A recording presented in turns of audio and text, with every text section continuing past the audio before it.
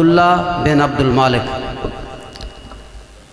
السلام علیکم ورحمۃ اللہ وبرکاتہ۔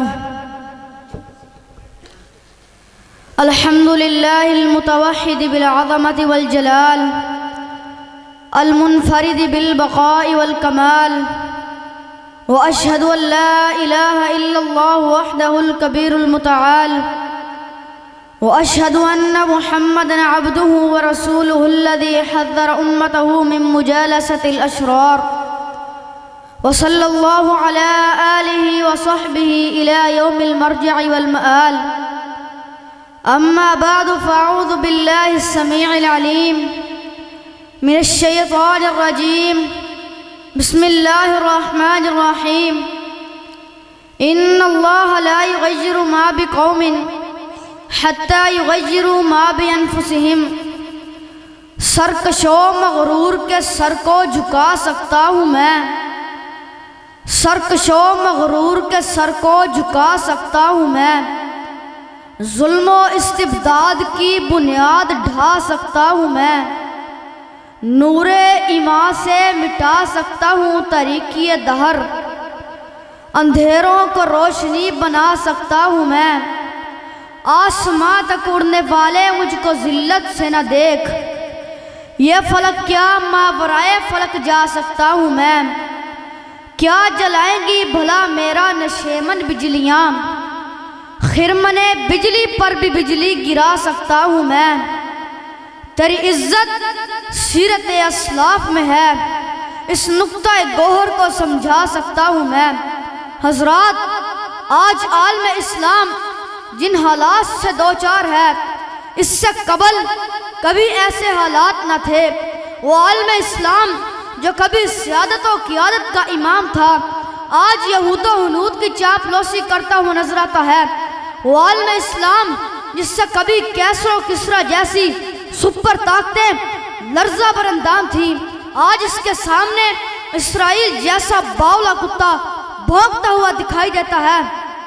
وہ عالم اسلام جس نے ظالم اور متکبر حکمرانوں کے چھکے چھڑا دیے، آج محکومی کی زندگی کو اپنے لیے عافیت سمجھتا ہے۔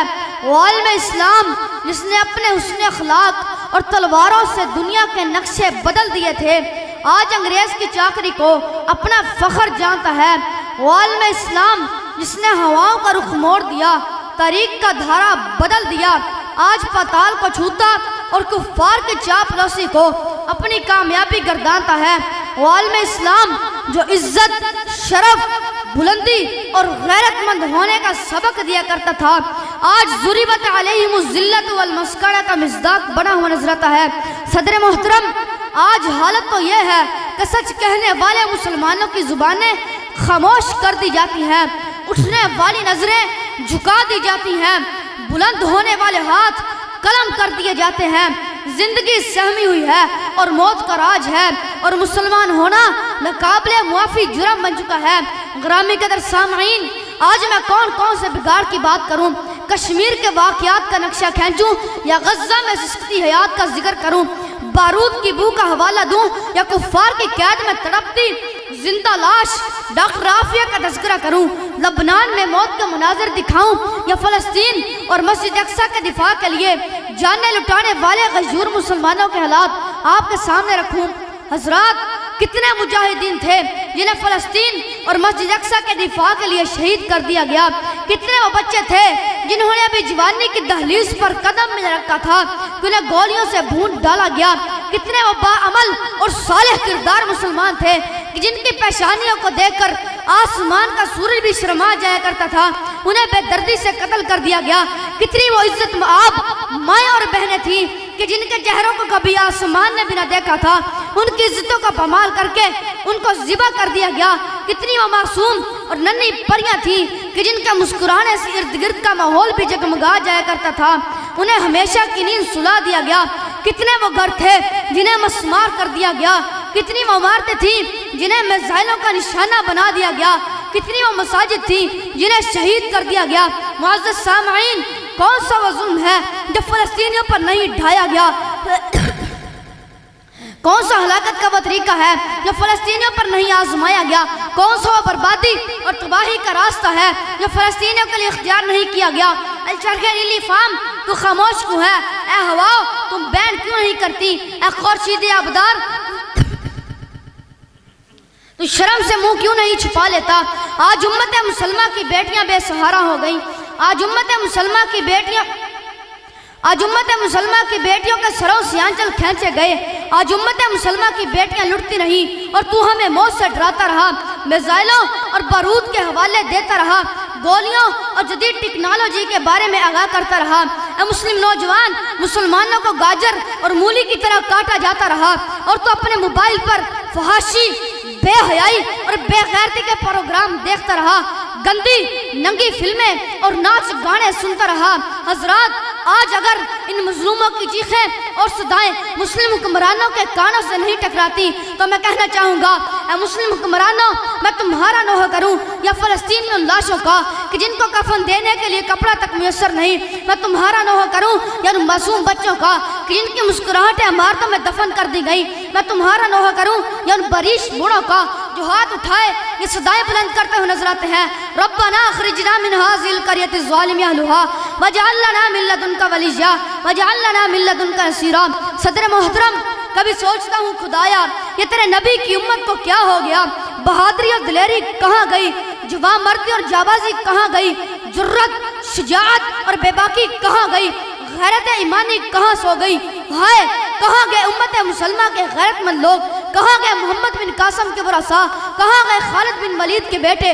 کہاں گئے صلاح الدین ایوبی کے ماننے والے؟ کہاں گئے قتیبہ بن سعید کے نام لیوا؟ کہاں گئے دین محمد کے وفادار؟ شاعر نے کہا تھا، یاد کرتا ہے زمانہ ان انسانوں کو، یاد کرتا ہے زمانہ ان انسانوں کو جو روک لیتے ہیں بڑھتے ہوئے طوفانوں کو۔ جامعہ اسلامیہ سلفیہ ڈل مغلہ کی 21ویں سالانہ اہل حدیث کانفرنس میں شریک ہونے والے غیور مسلمانوں، میں نے ان حالات کے تناظر میں سوال کیا، کیا دنیا کے منصفوں، انصاف کے جھوٹے دعوے داروں، مجھے اس بات کا جواب تو دو کہ لوگوں کا قصور کیا تھا؟ کیا یہ لوگ اپنے گھروں میں محصور رہ کر بھی دہشت گرد تھے؟ کیا یہ لوگ اپنے گھروں میں محصور رہ کر بھی ظالم تھے؟ کیا یہ لوگ اپنے گھروں میں محصور رہ کر بھی عالمی امن کے لیے خطرہ تھے؟ کیا قصور تھا ان معصوم بچوں کا؟ کیا قصور تھا ان بوڑھوں کا؟ کیا قصور تھا ننھی پریوں کا؟ کیا قصور تھا نفت آب ماں اور بہنوں کا؟ اے اقوام متحدہ کے صفا قاتلوں، اے سلامتی کونسل کا ڈھنڈورا پیٹنے والے بے ضمیر اور بے غیرت لوگوں، سنو، ان کا قصور یہ تھا کہ قرآن اعلان کرتا ہے وَمَا نَقَمُوا مِنْهُمْ إِلَّا يُؤْمِنُوا بِاللَّهِ الْعَزِيزِ الْحَمِيدِ۔ حضرات، میں بات کو آگے بڑھاتا چلوں، آج مسجد اقصیٰ کی حرمت کا پامال کیا گیا۔ کون سی مسجد اقصیٰ؟ وہ مسجد اقصیٰ جس کے بارے میں قرآن اعلان کرتا ہے سبحان الذی اسریٰ بعبدہ لیلا من المسجد الحرام الی المسجد الاقصیٰ الذی بارکنا حولہ لنریہ من آیاتنا انہ هو السمیع البصیر۔ کون سی مسجد اقصیٰ؟ وہ مسجد اقصیٰ جس کی تعریف کرتے ہوئے میرے محبوب پیغمبر نے فرمایا تھا بلا نعم المصلی ہوا۔ کون سی مسجد اقصیٰ؟ وہ مسجد اقصیٰ جس کے بارے میں امام کائنات نے فرمایا تھا لا تشد الرحال الا الى ثلاثۃ مساجد مسجد الحرام و مسجد الاقصیٰ و مسجد ھذا۔ گرامی قدر سامعین، موثر جامع مولانا محمد بلال ثاقب صاحب حفظ اللہ، حضرت مولانا غلام مصطفیٰ امن پوری اور معزز علماء اکرام اور اپنے اساتذہ کی موجودگی میں اسلامی ممالک کے حکمرانوں اور آپ حضرات سے کہنا چاہوں گا، امریکہ ہو یا برطانیہ، روس ہو یا اقوام متحدہ، سلامتی کونسل ہو یا عالمی عدالت، یہ سب کفار کے نمائندے ہیں۔ بولیے، یہ سب کس کے نمائندے ہیں؟ زور سے بولیے، یہ سب کس کے نمائندے ہیں؟